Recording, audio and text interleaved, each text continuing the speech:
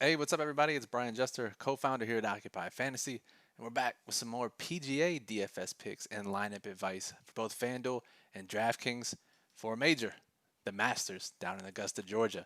In this video, we're going to look at the course characteristics that we should be looking for in our DFS lineups, some top plays, FanDuel, DraftKings, low risk and high risk contests, what the betting markets are telling us this early in the week, and then how the projected ownership is shaking out as of Tuesday afternoon.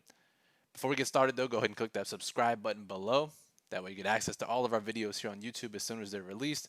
We're going to be doing a huge giveaway once we reach 2,000 subscribers, and we're this close. So go ahead and click that subscribe button for us. Give us a thumbs up if you like this video. The more thumbs ups we get, the more likely we are to do these types of videos. Any questions you have about this PGA DFS slate, hop in the comments below, and we'll answer them before the slate locks Thursday morning. You can always hop in our Discord channel, links in the description below, or you can join our live Twitch stream Wednesday night, 10 p.m. Eastern, twitch.tv/Occupy Fantasy, where we're doing a live Q&A. So, the Masters, what you see on screen here is our daily plug, occupyfantasy.com. Our PGA writer, Niramata, top 100 PGA DFS player, gives his top plays, what is needed for this particular event, and then lineup strategies based on historical Masters events. Tons of great information. I encourage you to go check this out, occupyfantasy.com. So let's talk about this course. Let's talk about Augusta National. I'll pull it down here. Course info. Again, you can read this in the daily plug, but a couple items to note here. What's important when you're looking at golfers to select for your DFS lineups. So the primary characteristic here is distance. It's a 7,400 yard par 72. Let's pull it up here just so you can see. And because of the way the fairways are mowed, it actually plays longer than the distance indicates. And I'm not a PGA expert by any means. I picked the brain of Niramata a lot, and I'm able to relay a lot of that information to everyone watching these videos. So if you're going to come in the comments and ask about very specific PGA DFS questions or the type of grass or how the course is built, that's not my area of expertise. I'm just relaying the information to you. So with this being known, distance is going to be king here at Augusta, as it normally is. And because of the way the greens are, slopes, as you see here, lightning fast slopes, undulating, just really tough putting all around. So if you're not going to get there on distance, you have to be just hyper accurate with your approach shots. So distance, approach, two very important metrics here. We'll likely see some sort of combo near the top of the leaderboards and in DFS lineups. And not to get too technical, but the way this works out, the why you either want distance or you want the hyper accuracy with the approach shots, because there are so many slopes in the way the greens are set up, the further away you are, the harder it is to be more accurate and to deal with those slopes on the greens. But if you're a powerful hitter and you can get your tee shot much, much closer, you can use different irons that have higher loft that allows you to, as you can think about it, the higher up it goes, the easier it is to land and stay put compared to hitting it from farther away with a lower launch angle.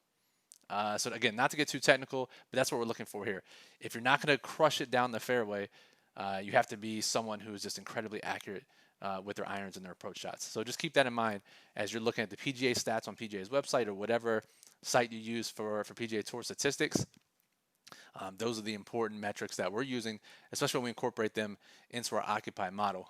Now, our Occupy model is our real-time player dashboard that ranks every player or every golfer, FanDuel and DraftKings, and that's available at occupyfantasy.com as well. Now, in this event, the Masters, it's a field of 95 golfers, and so let's talk about the cut and how that works. They changed the rules this year. It's going to be the best 50 scores, the lowest 50 scores plus ties. And in this event, even though it's 95 golfers, there's a handful of golfers that are amateurs. They got in on some sort of condition, or they're a previous winner and they won back in like 1970 and they have zero chance of competing on this course. Niramata, our PGA writer, thinks that there's about 78 realistic golfers who can make the cut. So you think about that, top 50 plus ties, only 78 have a true chance of making the cut. You're going to need 6 out of 6 golfers to make the cut to have a chance to win any of your contests this week. So if Friday comes and one of your golfers missed the cut in your lineups, you could probably shut it down for the week.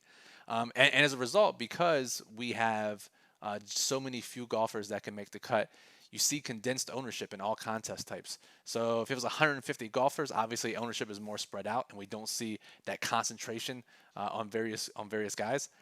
Not going to be the case this week. So let's pull up the Occupy model and let's look at some of the highest owned golfers of the week. Our projected ownership, FanDuel and DraftKings. I have it here sorted by DraftKings projected ownership. So no surprise, we see some of the most familiar names here. There's a who's who of who's playing in the Masters. So Dustin Johnson, John Rahm, Xander, Hideki, Tony Finau, all the usual suspects. Bubba Watson, won here twice, incredible course history. The one that stands out to me is a 7K golfer here, 17% ownership. Nirmata actually wrote him up in the plug. And again, you don't see many 7K golfers with high ownership like this, but just vastly underpriced for how he's been performing and how his game fits this course. So again, if you look at all the other golfers, right, almost everyone else is in at least 87 or 8,700 or higher on DraftKings. Rare to see a 7K golfer in this mix. So for low risk contests, your 50-50s, your double ups, head to heads, definitely someone you want to get into your lineups. Let's look at the betting markets. So now we do have the daily plug posted. This is Tuesday afternoon. I'm recording this on Wednesday afternoon. Nirmata goes in and looks at all the betting market moves throughout the week. Post those big moves. Those line moves have been crushing in PGA DFS and in outright bets since the restart back in March or April. And he's going to look at those and analyze what those moves mean for our DFS lineup. So you'll definitely want to check back to the daily plug on Wednesday afternoon when that update is made. Until then, if we're looking at just line moves from the beginning of this week until now, our odds in our Occupy model are for Play Sugar House up in New Jersey. And we see 4 moves so far, 4 negative moves. These are good things. These are favorable moves for these golfers. Mark Leishman, we could probably ignore. A big move, but he's already 151 to win, playing absolute horrific golf this year. So we could probably ignore that. But the 3 other ones are ones we want to focus on. So Cameron Champ making his debut here at Augusta. Like Bryson, absolute bomber. Can't hit it as far as Bryson, but he gets damn close.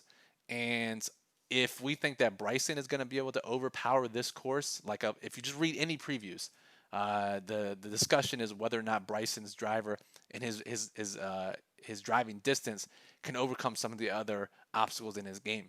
A lot of people think that. The betting markets think that. He went from plus 800 to plus 700 since Monday. We rarely see a move at the top of the market like this, but we've seen it with Bryson.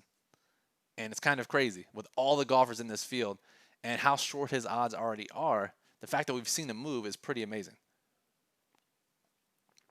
So it's telling you that bombers are probably going to do pretty well at this course. With Cameron Champ, who has a similar game, obviously doesn't have the all-around game as Bryson, but to see him go from plus 8,000 to plus 6,600 is something we should take note of at just 6% ownership, 5% on FanDuel. Pretty impressive. And the other one is Rory. Plus 1,300 to plus 1,300 to plus 1,200. He's in search of the Grand Slam. A lot of quotes about his mental game being in the best space he's ever been in. So another guy who doesn't project as high of ownership as some of his other top-end guys. So a little bit of leverage there with Rory in our high-risk contest. So one final thing we want to look at before we get out of here. If we just sort by odds to win, golfers with the best chance of winning, according to betting markets who are taking millions of dollars in bets on this event. If we just look and see who are some of the standouts that have a high chance of winning, or at least a relatively high chance of winning compared to their ownership. So naturally, we see most of these golfers who have the highest or the best odds to win with high ownership. There are some that stick out. Tyrrell Hatton, just 10% ownership on DraftKings at 2,200. The one that really stands out is Colin Morikawa. If you've been following PGA at all this year, he's been amazing. Young buck, absolutely dominant in some facets of the game. Now, he would classify as that hyper-accurate iron guy, right? The approach shots, that's where his game is. Doesn't have the driving distance of some of these other guys. Definitely struggles in the putting game, which could be trouble on these greens. But the fact that we get someone who fits at least part of the profile and has had a couple wins in his PGA career and be as good as he is and have these kind of odds to win and only be 7 to 8% ownership on FanDuel and DraftKings is pretty nice. I mean, in a field where only 78 golfers have a realistic chance and we get one of the best ones at 7% ownership, something we should be jumping at. Other guys, Tiger Woods, can he repeat? You only need 4% ownership to find out. Tommy Fleetwood, 50 to 1, just 3 to 4% ownership. So he's super low owned for his price tag and his odds to win. Cameron Champ, we already talked about. It looks like the field is overlooking him. You're going to see a lot of bias against golfers who are making their first appearance at Augusta. Someone who's made their first appearance in the Masters hasn't won since like 1979, so a lot of a bias against people making their debuts, rightfully so. But both Cameron Champ and Colin Morikawa fit the bill there of guys making their first start, but a lot of reasons to like them. And then a couple other less than 70 to 1 odds to win: Ricky Fowler, Jordan Spieth. So just something to keep in mind. Now, this is just a small glimpse into the picture of guys we should be looking at. High-owned golfers, some of these mispriced according to ownership, odds to win golfers, guys who fit the profile, whether it's long drives or hyper-accurate approach shots. And then we can combine this with our Wednesday betting market update. Once we see who the betting markets are adjusting the odds for based on sharp bets, then we can really put into play our game plan for our Masters lineup. So be sure to check back Wednesday, the daily plug, occupyfantasy.com, for that update. It's above the paywall, so everyone can check it out. And then, of course, check back in Wednesday night, twitch.tv/occupyfantasy, where we're doing a live Q&A to answer all of your questions the night before the Masters. So that'll do it. Remember, occupyfantasy.com, you can get the Occupy model, every golfer ranked for FanDuel and DraftKings, projected ownership, as well as odds moves, and, of course, the daily plug with Niramata, our PGA expert's top plays and his lineup strategies for this specific contest. So before we get out of here, reminder, subscribe. We're close to 2,000 subscribers. Everyone who subscribes will have a chance at the 2,000 subscriber giveaway. We're going to do a lot of great stuff for that, so click the subscribe button. Please, please, please give us a thumbs up. If you can't join the Twitch, you're not going to join the Discord, I understand. Just hop in the comments below of this video if you have any additional questions about this slate. So, Brian Jester, Occupy Fantasy, appreciate you listening. Good luck this week, and we'll talk to you soon.